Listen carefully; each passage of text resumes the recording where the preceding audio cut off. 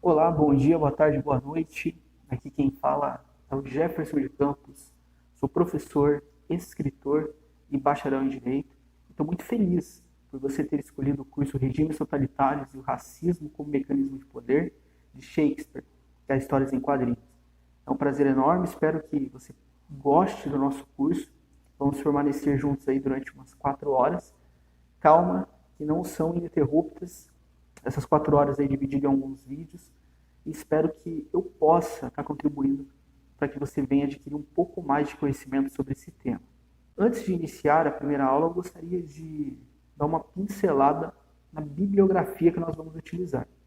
A primeira e a segunda aula, elas vão focar muito em um livro específico chamado Racismos das Cruzadas ao século XX, escrito por Francisco Bittencourt e publicado aqui no Brasil em 2013 pela Companhia das Letras.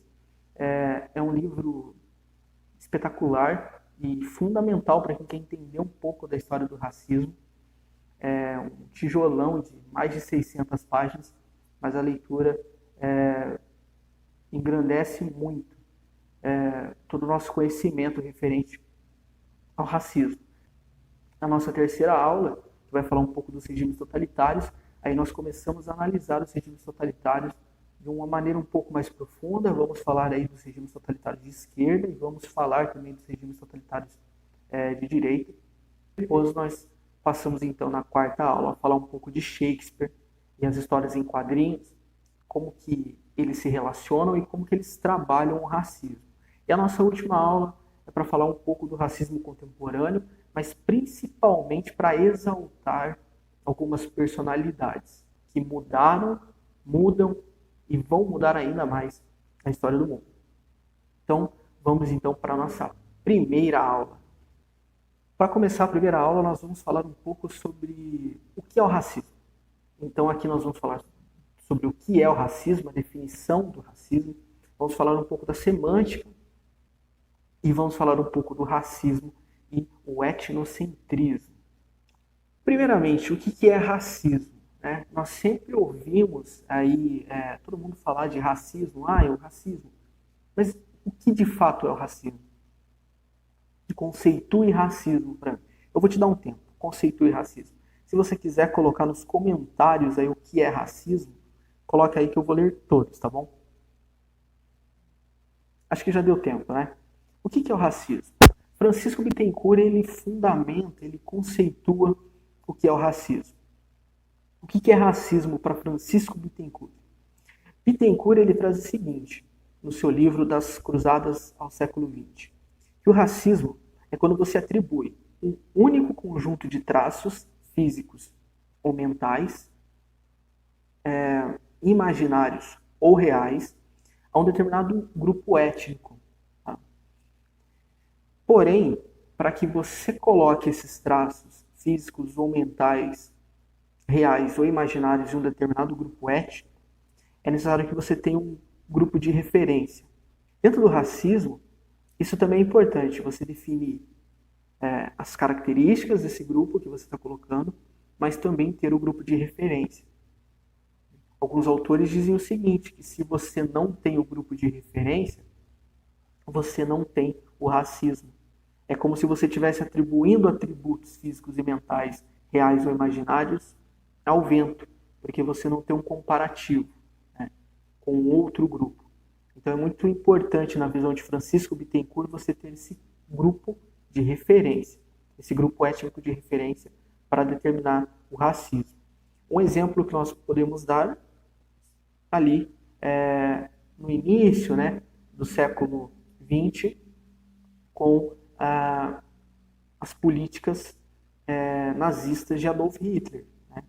Hitler trazia a inferioridade dos judeus, dos negros, dos ciganos e dos homossexuais, e ele tinha um grupo de referência. Qual que era o grupo de referência? A raça ariana. Então, todas as pessoas que não possuíam as características dos arianos eram considerados inferiores. Então, percebam que existe este grupo de referência.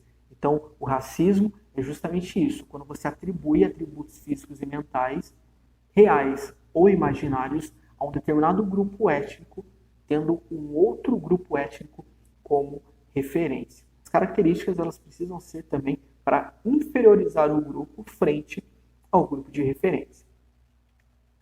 Vamos passar então para a questão da semântica, né?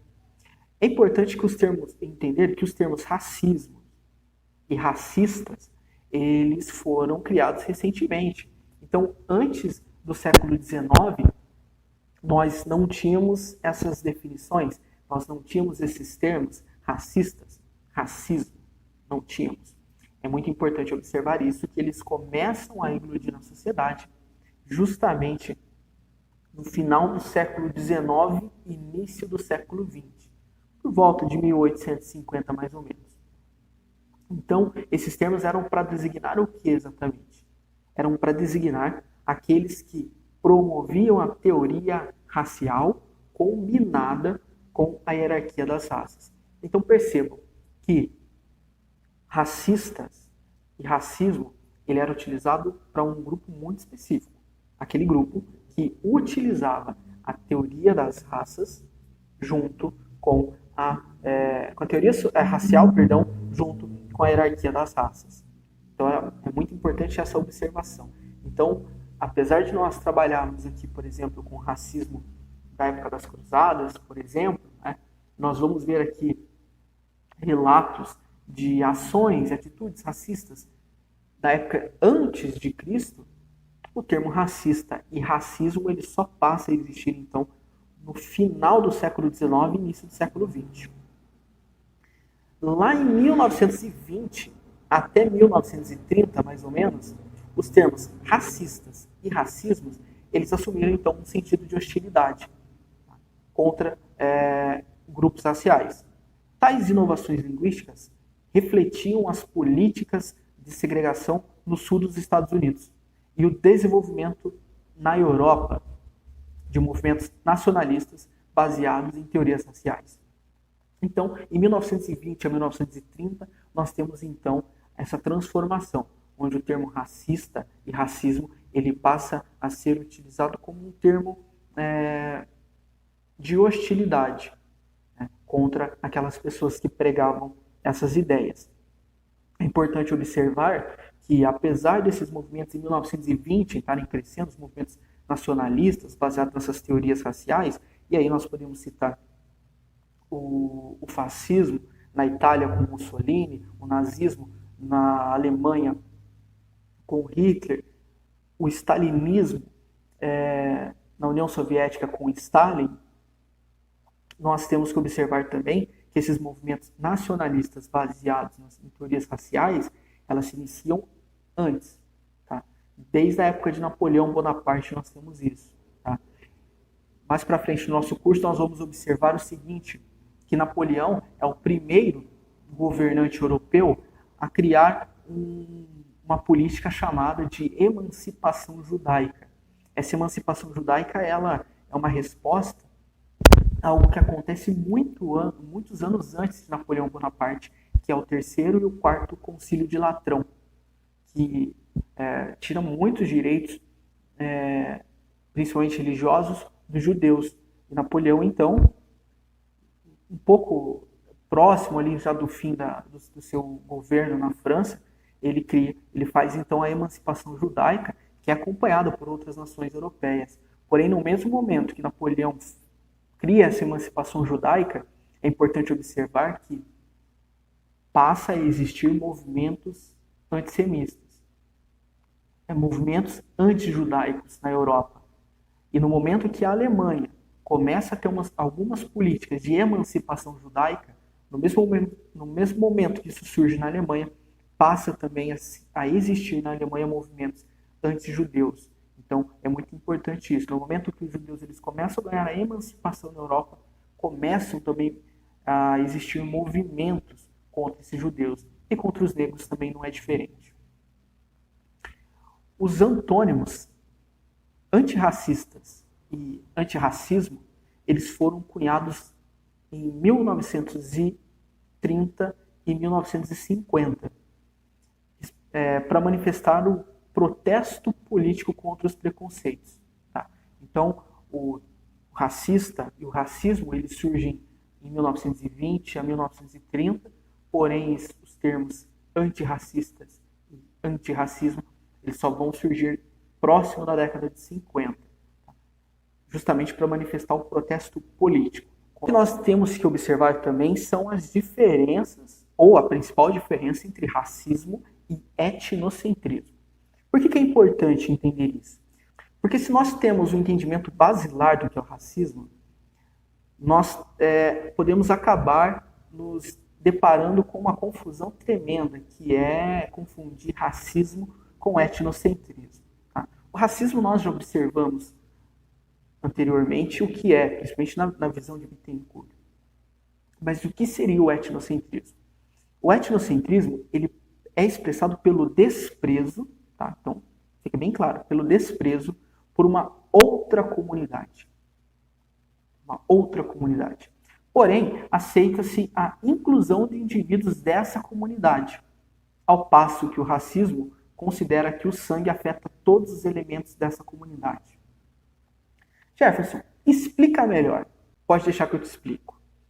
O racismo, como nós vimos, é quando você atribui atributos físicos ou mentais, e também, né, porque eles podem ser somados, então, atributos físicos e ou mentais, reais ou imaginários, a um determinado grupo étnico, tendo um outro grupo étnico como referência.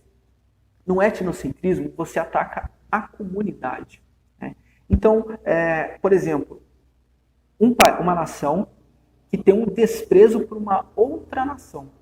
O desprezo não é pelo indivíduo, o desprezo é pela nação, é pela comunidade. Tanto é que, nas questões do etnocentrismo, se vamos imaginar que temos a comunidade A e depois temos a comunidade B. A comunidade A, ela nutre um desprezo pela comunidade B. Porém, um membro da comunidade B, ele vai para a comunidade A. E aí? A comunidade A continua tendo desprezo pela comunidade B. Ela vai aceitar o membro da comunidade B que migrou para ela. Então, o desprezo não é pelo indivíduo, mas o desprezo é pela comunidade. Então, é tido que o etnocentrismo ele aceita a inclusão de indivíduos dessa comunidade, né? Porque o desprezo não é pelo indivíduo, diferente do racismo, no qual o desprezo ele recai sobre o indivíduo. Bom, nessa segunda parte nós vamos falar então um pouquinho sobre as percepções sobre racismo de diferentes culturas. Né? Então vamos começar na Grécia e vamos terminar lá nos povos muçulmanos. É importante observar que os gregos e romanos eles partilham muitas coisas culturais. Né? Desde o panteão de deuses, né? Os romanos sempre têm um equivalente dentro da cultura grega, até elementos dentro da arte, da literatura, por exemplo.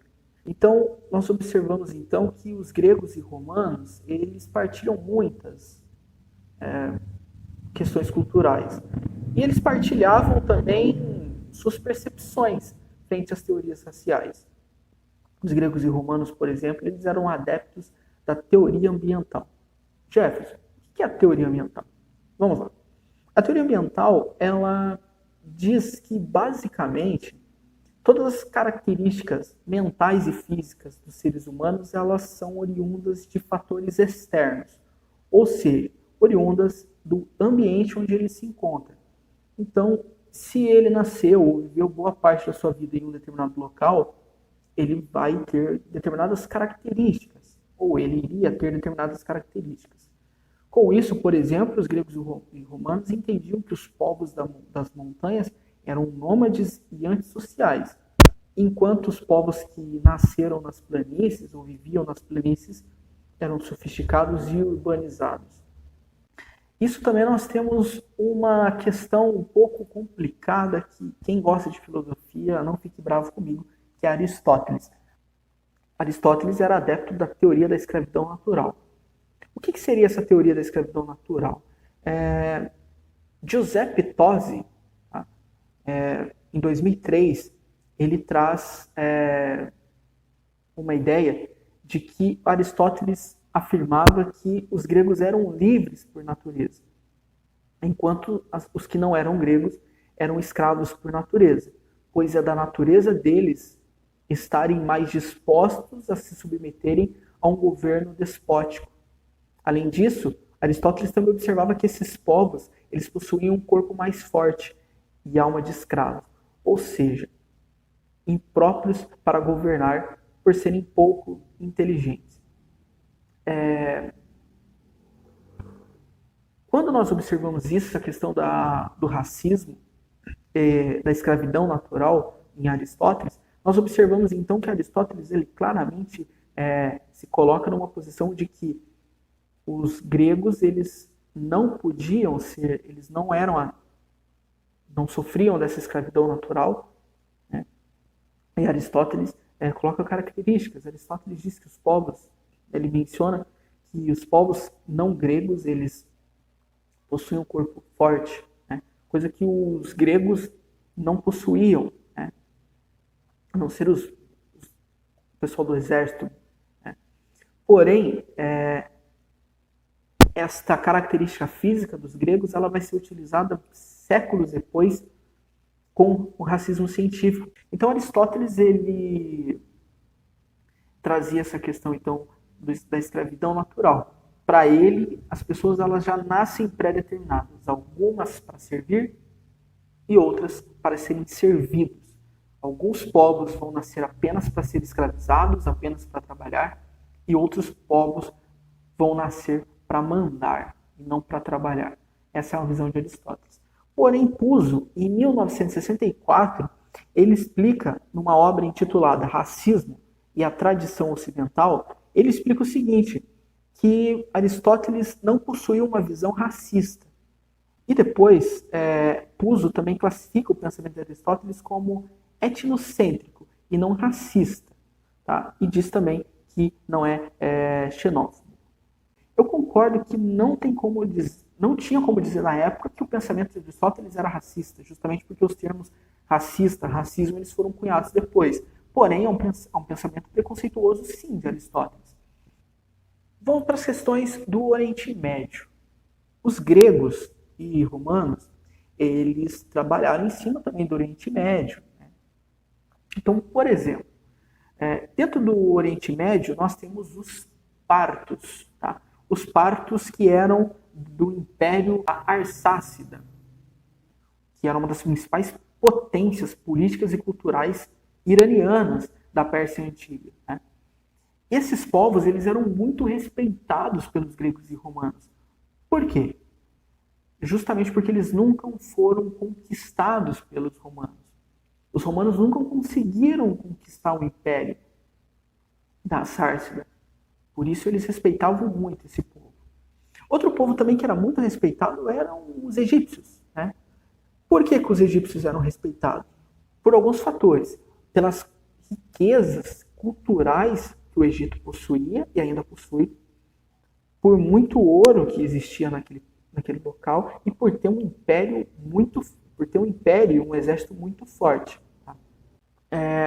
Além disso, um ponto muito importante é que o Egito ele era respeitado enquanto nação. Porém, os egípcios, enquanto povo, eles não eram muito respeitados. Podemos dizer assim que os gregos e romanos consideravam os egípcios bizarros. Por quê? Se você sabe um pouquinho sobre o Egito, você vai perceber que o Egito tem também seu panteão de deuses, né? O Horus, Anubis, Ra, entre outros. Como que são esses deuses para eles? Normalmente esses deuses eles possuem corpo de homem e a cabeça de algum animal. E os povos gregos e romanos eles consideravam os egípcios bizarros, justamente por isso. Porque na cabeça deles não entravam essa ideia. Porque os gregos e romanos eles tinham deuses superpoderosos, mas que eram pessoas como eu e você. Né?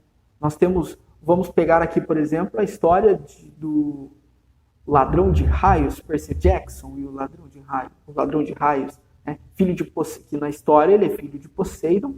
Homero traz isso também, né? De deuses mais humanos. E os deuses egípcios, eles tinham essas características de pessoa e animal, o que para os gregos e romanos era extremamente bizarro. Então, esses povos, eles respeitavam o Egito enquanto nação, porém achavam o povo egípcio muito bizarro devido a essas ideias. Além disso, também, por causa dos rituais, eles também consideravam os egípcios bizarros. Essas questões de rituais que também iam afetar os povos da Ásia. Muitos povos da Ásia não eram considerados inferiores pelos gregos e romanos, principalmente por causa da cultura do hinduísmo, né? Essa cultura hindu, ela vai ser muito atacada também pelos gregos e romanos nesse período.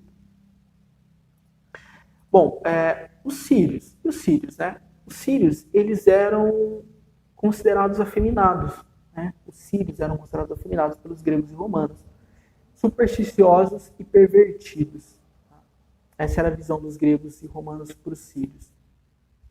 Os fenícios e os cartagineses, eles eram considerados super inteligentes, porém instáveis.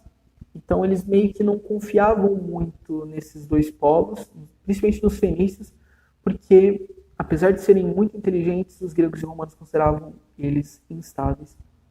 E os judeus? Bom, os judeus são um caso à parte.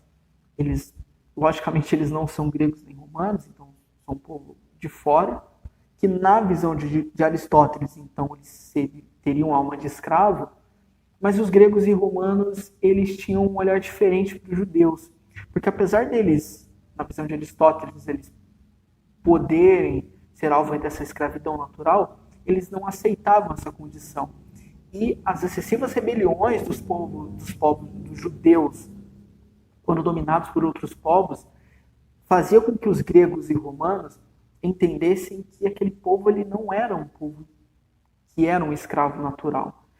Então, essa força de não querer ser escravo e essas sucessivas rebeliões faziam com que os gregos e romanos olhassem para o povo judeu com um olhar um pouco diferente do que eles tinham para outros povos. Porém, os gregos e romanos consideravam os judeus antissociais. E depois, a prática da usura ia fazer com que os gregos e romanos olhassem com maus olhos o povo judeu. Né? O que seria essa prática da usura? A prática da usura é a cobrança de remuneração abusiva. Né? Aristóteles, na sua obra Política, ele doutrinou que a usura era um fenômeno social. São Tomás de Aquino, para os católicos, e para quem não é católico, apenas Tomás de Aquino, que é considerado um dos grandes filósofos da Idade Média, na Suma Teológica ele defendia que a usura era um pecado contra a justiça, uma vez que se vende algo que não existe. Então Tomás de Aquino condenava essa prática, que ficou muito conhecida pelos judeus, mas outros povos viriam a praticar também. Vamos falar agora como que os gregos e romanos olhavam os bárbaros. Primeiro de tudo, o que é um bárbaro? Para os gregos e romanos eram todas as pessoas que não, ou todas as nações e etnias que não faziam parte da Grécia nem de Roma. Então, tudo que fosse externo a Roma e Grécia era considerado bárbaro. Tá? Bom, o último povo que nós vamos observar são os muçulmanos. Tá? É interessante observar que os muçulmanos eles possuem uma cultura rica, riquíssima. Além de também possuírem seus hábitos religiosos. Né? Os muçulmanos eles têm uma ascensão meteórica quando eles conquistam boa parte do Mediterrâneo. Né? E existe uma figura emblemática em tudo isso, que é o califa Abd al-Malik. O que este califa fez? Primeiro, o que é um califa? Né? O califa é o líder do mundo dos muçulmanos. Tá? E o que ele fez de tão importante? Ele fez 3 coisas muito importantes para os muçulmanos e para o Império Árabe como um todo. A primeira coisa muito importante foi instituir o árabe como a língua principal e oficial do governo e do Império Árabe. A segunda coisa importante que ele fez foi a fundação da Casa da Moeda. Casa da Moeda, que passou a produzir, então, o primeiro dinheiro, a primeira moeda islâmica. E a terceira coisa muito importante que ele fez foi a reorganização de todo o serviço postal árabe. E nós estamos falando do ano de 1700. Então, em 1700, ele funda a Casa da Moeda, torna o árabe a língua oficial e organiza todo o serviço postal do Império. Então, mudanças muito significativas para o Império Islâmico nesse período aí, com o califa. Né? Com toda essa expansão muçulmana ali na área do Mediterrâneo, o Império passa a agregar para si muitas culturas de diversos povos, inclusive ideias e entendimentos dos gregos e dos romanos. Vale lembrar aqui que eu não falei de como que os romanos e os gregos olhavam os negros. Né? Eu falei como eles observavam outros grupos, mas eu não falei como que eles observavam os negros. Para eles, os negros eram pessoas queimadas do sol. E quando os árabes eles começam essa expansão, eles passam então a ter contato com essas ideias gregas e romanas, e os muçulmanos eles passam a ter também esse entendimento de que os negros eles eram queimados pelo sol. Além disso, os gregos, romanos e árabes, eles passam a classificar as pessoas de acordo com o clima. E, basicamente, com isso, eles começam então a organizar as pessoas que são capazes e as pessoas que não são capazes. Além disso, os árabes eles começam a usar estereótipos. Que tipo de estereótipos? Cor dos olhos, aparência física, cor da pele, tipo do cabelo. Então, com essa expansão, eles passam então a ter muito contato com essa cultura ocidental. E assim como os gregos e romanos faziam, os muçulmanos também passam a fazer essas classificações com base no estereótipo. Tá? Um exemplo é como os árabes antigos eles viam os africanos negros. Tá? Para eles, os africanos negros eram um contraste com o resto da humanidade. Tá? Eles eram classificados como selvagens, supostamente indolentes e com inteligência inferior. Era assim que os muçulmanos, os árabes antigos, viam os negros. No mesmo período, outros povos eles passam também a sofrer preconceitos. Por exemplo, os árabes antigos consideravam os turcos infiéis, os bizantinos maus, os eslavos eles consideravam covardes, os indianos eles consideravam promíscuos e outros negros, sem ser os negros africanos, eram considerados não sérios. Quanto mais o Império Árabe ele ia se expandindo e tendo trocas de informações com os povos ocidentais, eles passaram também a utilizar estereótipos e atacar diversos outros povos. Porém, eles consideravam, sim, os negros africanos um ponto fora da curva, um povo que era um contraste da humanidade. Bom, chegamos na última parte da nossa primeira aula, espero que você esteja gostando, né, até agora. E nesta última parte nós vamos falar um pouco sobre a exploração oceânica e sobre algumas alegorias que temos sobre os americanos, sobre os africanos e sobre os asiáticos, tá? Bom, antes de mais nada, vamos falar um pouco sobre essa questão da exploração, tá? O primeiro nome a ser citado na questão da exploração oceânica é Tomé Pires, em 1512. Tomé Pires, em 1512, ele toma nota de diversas explorações que ele faz ali próximo do Oceano Índico, ele toma nota de diversos povos novos que ele descobre ali. Né? Em 1526, um outro navegador chamado Gonçalo Fernandes, ele identificou mais de 60 nações americanas. Né? Em 1597, André Álvares de Almeida, ele descreveu 37 novas etnias na região do Rio da Guiné, que hoje é o Senegal. Giovanni Botero, em 1595, ele mesmo sem nunca ter saído da Europa, ele nunca saiu da Europa, Em 1595, ele afirmou existir uma infinidade de etnias. E estava correto. E conseguiu isso graças à sua capacidade de ler em vários idiomas. Então, ele era conhecedor de diversas línguas. Então, mesmo sem sair da Europa, mas lendo os relatos de compatriotas, ele chegou então à conclusão de que existem infinitas etnias espalhadas pelo mundo, e só fez isso analisando os relatos de expedições. Depois de ter falado um pouco sobre as expedições, vamos falar um pouco então sobre os africanos. Eu vou contar rapidinho para você a história do príncipe Jalofo Bemoim do Senegal e o rei de Portugal, Dom João II. O Jalofo ele foi deposto da sua posição atual e foi expulso do Senegal. Ele foi buscar refúgio onde? Em Portugal. E por quê? Portugal era o principal comerciante de escravo de ouro na região do Senegal. Por isso, o Jalofo tinha muito contato, principalmente com o rei português.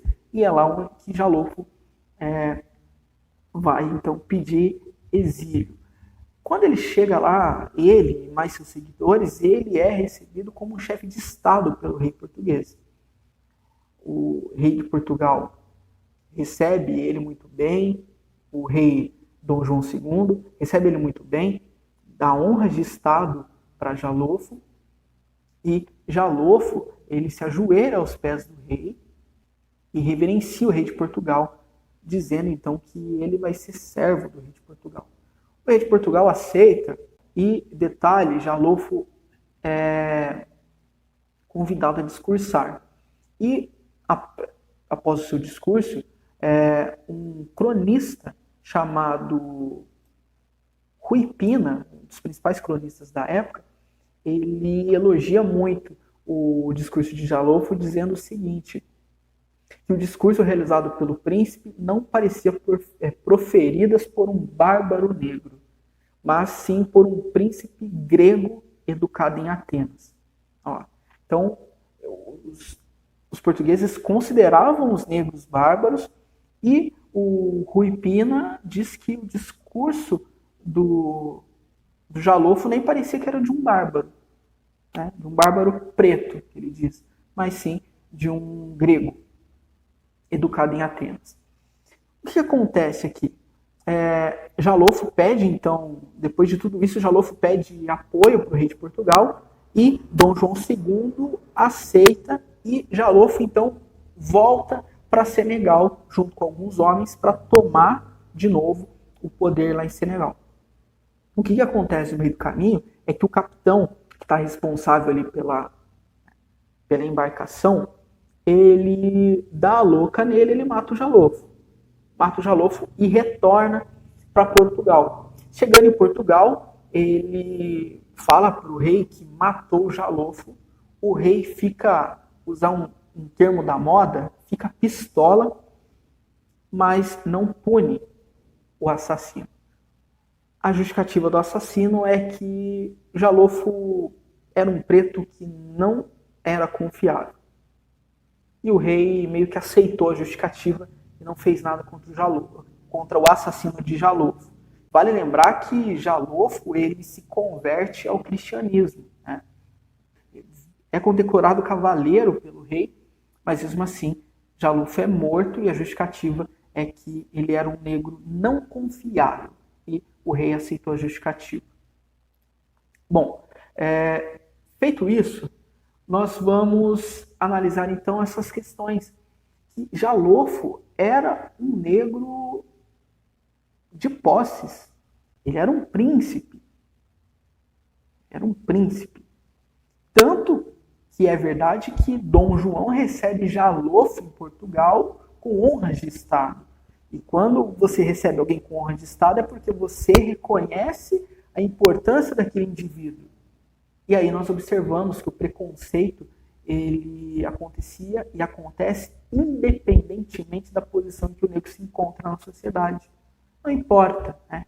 O que importa, no caso, é a cor da pele, não quem é você.